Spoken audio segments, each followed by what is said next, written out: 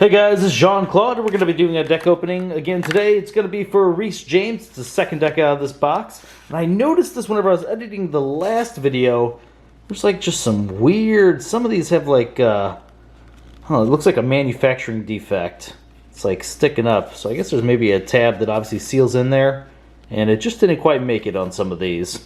Alright, well good luck to you, Rhys James. Let's see what you get inside this one. Last deck was a little bit odd. Lowest power deck I've personally seen, but it did have some crazy little combinations you could do. Alright, looks like you have, it's a gray Archon. Some people believe that these gray Archons are the most powerful ones. I think they're a little bit crazy. Start off with Dis, Shadows, and your last house. Logos, no Brobnar, very nice. You, Krufus, the Lake War Master. And that is a very simple yet cool Archon. Got the lightning all behind it. Almost looks like a missile of some sort. Got the base down here and like the head. And maybe these on the sides are to help keep it in a straight line. That's really, really weird. We can say it's a little alien type creature. These are like its eyes and has 4 arms. This Archon could be whatever you think it is. Alright, good luck to you. Let's see what we got. And if this is your first time on the channel, or maybe you're a returning viewer and you have not yet subscribed, I would appreciate that if you could just hit that subscribe button right now. It'll keep you informed anytime I have a new video come out, and we have obviously a lot of deck openings on the channel, and every so often we touch a little bit on strategy-only based videos. Obviously we discuss a little bit of strategy with every deck that we open, looking for combos and things that you can do with that particular deck, which your deck might also have a combination of those cards that you can do the same thing. Alright, we are starting off with Shadows and its Dis Plant. 1 power elusive. After a player chooses Dis as the active house, gain 1 amber. Interesting. Low power, but we have Dis in here. I wonder if these will always come with decks that have the other house. It's actually really neat that you'll be able to get amber from a different house with a Shadows card. Oh, too much to protect. Amber whenever you play it. Steal all but 6 of your opponent's amber. Let's see some other steal in here because this card is really good if it has some support. Spike Trap is an artifact. Amber whenever you play it. Omni, sacrifice it. If you do, deal 3 damage to each flank creature.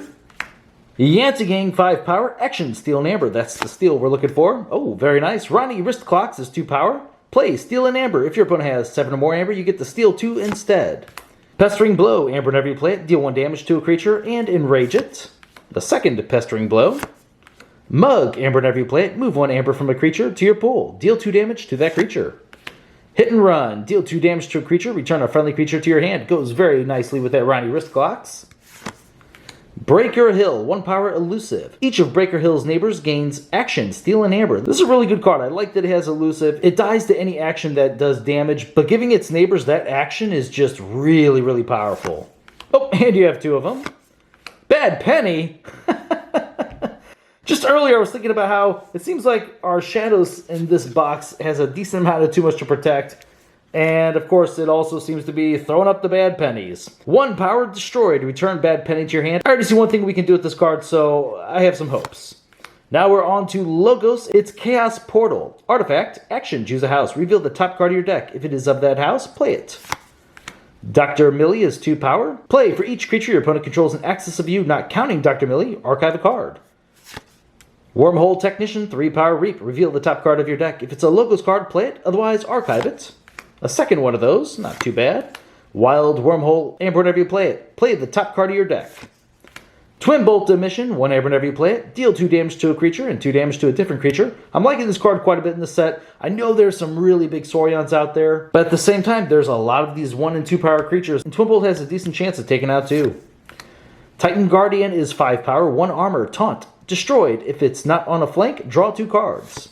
Oh, a second one of those. Very nice.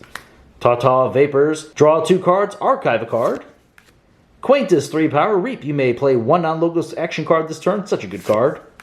Daughter, 2 power elusive. During your draw card step, refill your hand to 1 additional card. Excellent. It's really good with those taunts. Babbling Bibliophile, 1 power. Reap. Draw 2 cards. Also good because of those taunts. Now we're on to Dis. Wretched Doll. I understand what they were doing with this card, but it really feels underpowered to me. It's an artifact. Action. If there's a Doom counter in play, destroy all creatures with Doom counters. Otherwise, put a Doom counter on a creature. So it's a very, very slow type of removal. So it is reusable, but having to call Dis like 4 turns just to kill 2 creatures, I don't know. That's not even including the turn you have to play it. Spider's 2 power Skirmish. Gains poison while attacking an enemy flank creature. Soul Keeper. This is also common in this box as well. It's an upgrade, and whenever you play it, this creature gains Destroy. Destroy the most powerful enemy creature.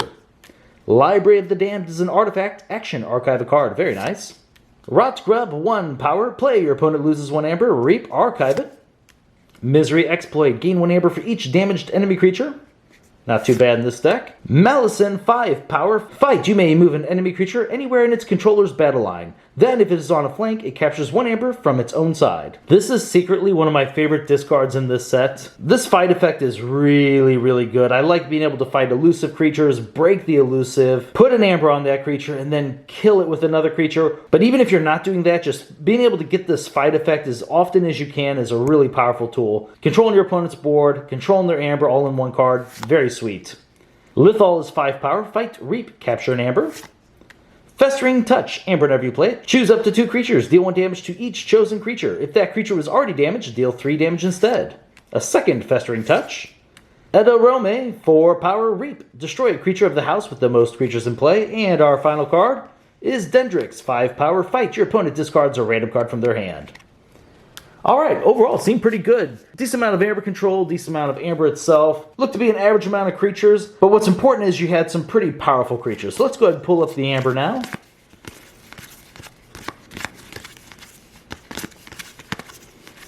I think Logos was the only house that was kind of lacking in amber, but it had really good creatures, which really kind of makes up for its lack of amber. Let's see, these could count as amber because they're allowing us to steal, but we won't count it. So this count will definitely be lower than what it really is. It's really hard to say just how often this plant gets us that amber, but between that and Yancey Gang, we'll count that as 1. So 1, 2, 3, 4, 5, 6, 7, 8, 9, 10, 11, 12, 13, 14. Alright, 14 seems low, but actually something like this Misery Exploit in combination with these Festering Touch, these two together without anything else going on could get you 3 amber. So I think Misery Exploit in this deck might actually be a 3 amber card, which is kind of crazy to think about. Let's go ahead and get our amber control up. So you got the Gang, Too Much to Protect, Ronnie Wrist Clocks. Let's see, here we go, Lithal, Malison, Rot Grub, so at least 3 inside of this. And I don't think there was any in Logos. We didn't have anything like Cutthroat Research to do that. Breaker Hills, excellent. Hit and Run can sometimes be amber controlled because you can return the Ronnie Wrist Clocks. Alright, so let's see what we got here. You got 1, 2, 3, 4, 5, 6, 7, 8. 8 amber control is actually really nice, and I love that it's spread across the 2 different houses. Alright, let's get our creatures up now. Might have been a few more than I was originally thinking. And as soon as we see all these creatures, we'll talk a little bit about the combos. We said a few earlier, such as the Misery Exploit with the damage actions. Something like Twin Bolt also helps with that.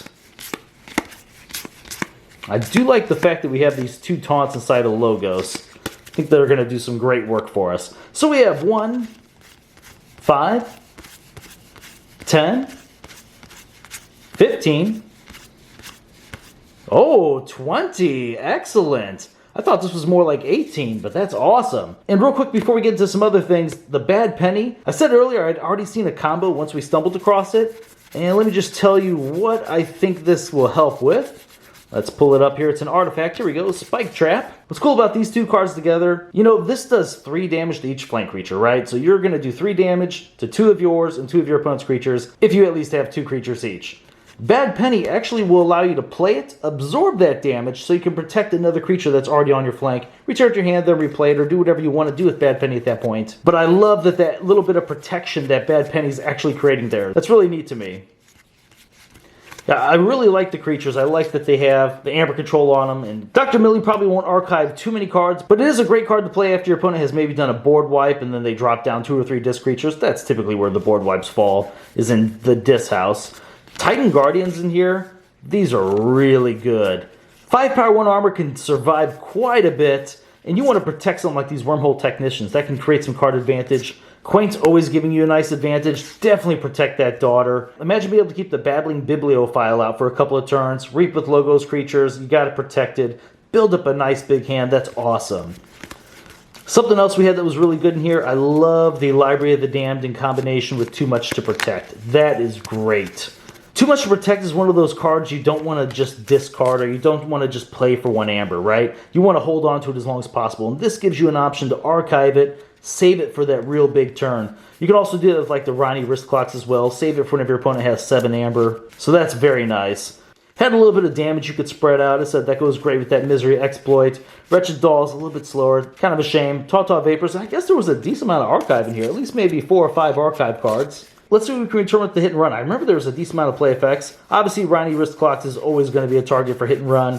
Dr. Millie might be okay. Rock Grub. It archives itself anyway, but maybe there's times where it can't survive. Sometimes just resetting the damage on a Malison is actually pretty huge. So I guess it's a lower amount of play effects, but they're really good play effects. Chaos Portal's just another one of those cards where you might be able to create some card advantage. Actually, this is really cool to me. Your Logos has a lot of cycling. Let's check that out.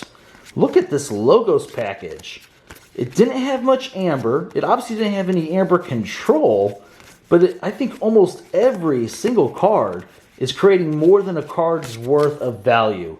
Tawtaw Vapors, you're drawing 2 cards, you're archiving a card. That is awesome. Twin Bolt Emission could take out 2 of your opponent's cards. Wild Wormhole is a card that gets you another card.